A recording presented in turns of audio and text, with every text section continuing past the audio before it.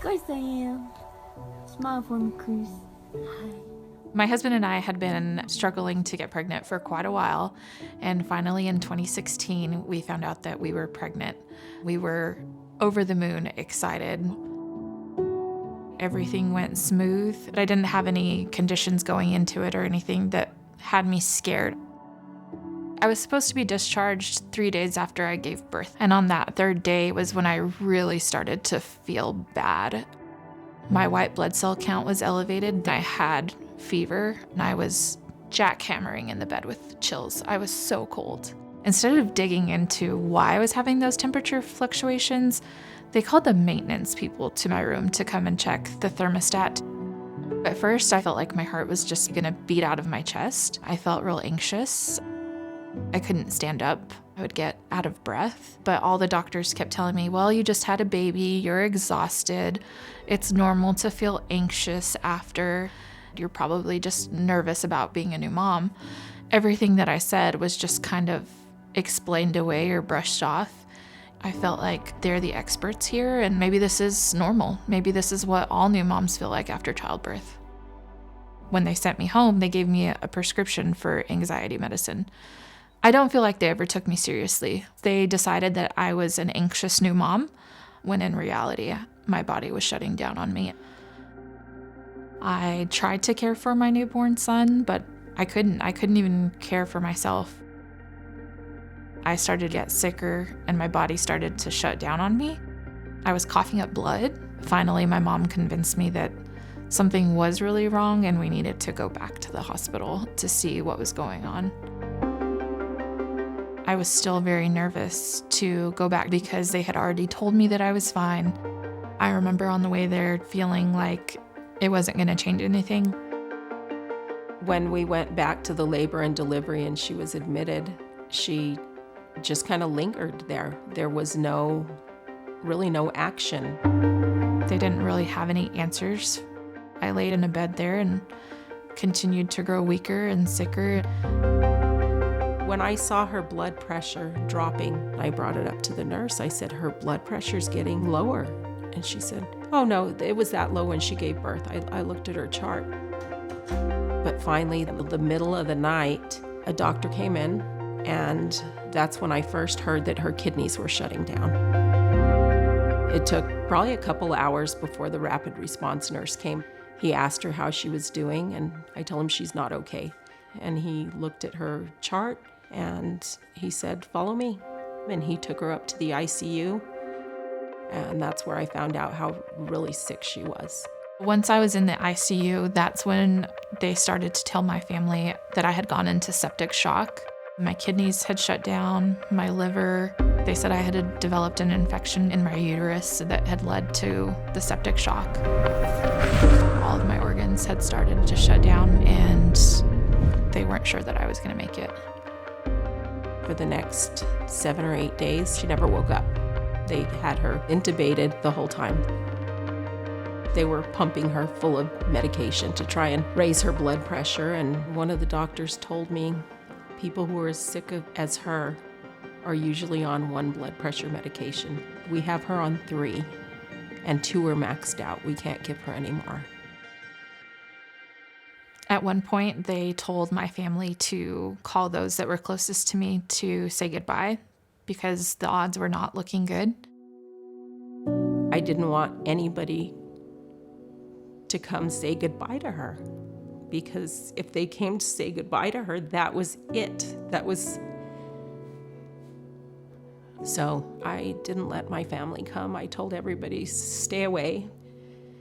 I couldn't give up on her. I laid in that bed fighting, and during that time, my husband had to start thinking about, what if he has to raise this baby on his own? What if my son grows up without a mom? That's the scariest part of all of this, is that by not listening to me, by brushing me off, by me not knowing those warning signs, it created this perfect storm that nearly cost me my life. About 7 days in, it looked like she was gonna pull through. They told us that the following day they would take her off the sedation. I woke up so confused, and I was strapped to a hospital bed. I didn't know where I was at. I didn't know if I had had a baby. I didn't know if all of this had been a dream or a nightmare. I had a tube down my throat. I couldn't talk, couldn't communicate. I was terrified. The very first thing I remember was actually tracing the letters CRUZ into somebody's hands. That's my son's name, is Cruz. I wanted to know, was it real? Did I have a baby? Is he okay? That's all I could think about was, where's my baby? And I told her Cruz is fine. He's at home. Chez's family is taking really good care of him. He's healthy. Don't worry about him. It wasn't until probably 4 or 5 days after I had that breathing tube removed where people could start talking to me about like what had happened. The way that they explained sepsis to me was that I had developed an infection and my body was trying to fight so hard that it started to attack itself. I had to learn how to walk again because I couldn't really hold up my own weight during that time, and my breathing was still real heavy. I couldn't eat, I couldn't swallow. My skin on my hands and my feet started to peel. When I finally got transferred to a regular room, they said that my son could come and visit. While I was excited to see him, it hurt a lot. This wasn't the way it was supposed to be. I shouldn't have been in a wheelchair in a hospital. I should have been at home with him.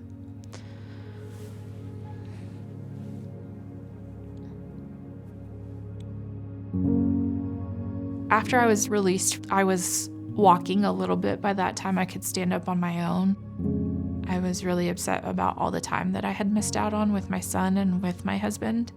Emotionally, it was really hard too, just watching everybody get to care for him and wanting to do that, but physically not being able to do that. And my mom had been encouraging me to walk.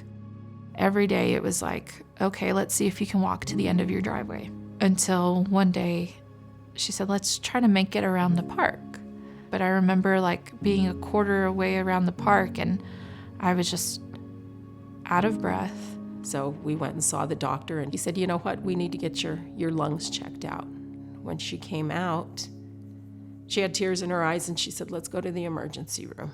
I have blood clots in my lungs. I was on blood thinners for about 3 months after that. I would say for like 6 months, life was chaotic. I think the biggest lesson that I learned was you really have to advocate for yourself. We as women tend to know our bodies better than anyone. There definitely has to be a balance of trusting your medical team to know what's going on, but also relying on your own instinct and pushing harder when they say, well, that could be normal. Well, what if it's not normal? Can we try this? Well, what about this? And asking those questions. It's also important for all new moms to know the signs of what to look for, not only with sepsis, but any of the urgent maternal warning signs. The list is available from the Alliance for Innovation on Maternal Health. So as a result of my experience, I actually became involved with the Maternal Sepsis Community Leadership Board. And through this board, we're really working to educate patients, their families, and even healthcare professionals, and really empower them with the tools and resources that they need to help improve maternal health outcomes. We want to empower women with the urgent maternal warning signs. We want them to be aware of a number of different things that can happen as a result of pregnancy or childbirth. The reality is that sometimes there is bias and sometimes things do go wrong. So we want to provide the tools to enable people to advocate for themselves. We also created a guide for medical professionals.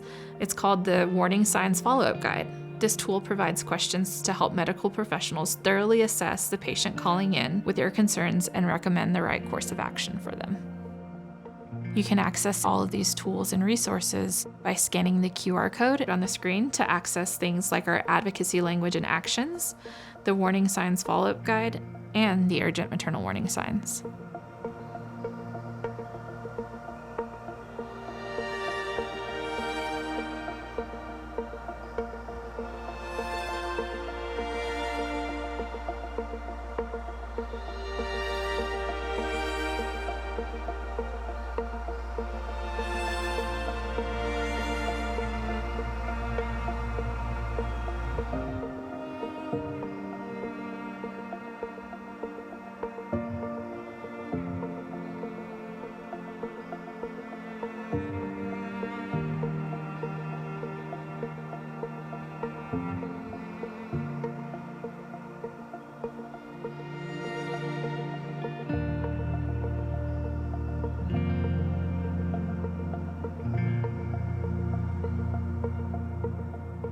That's a wrap.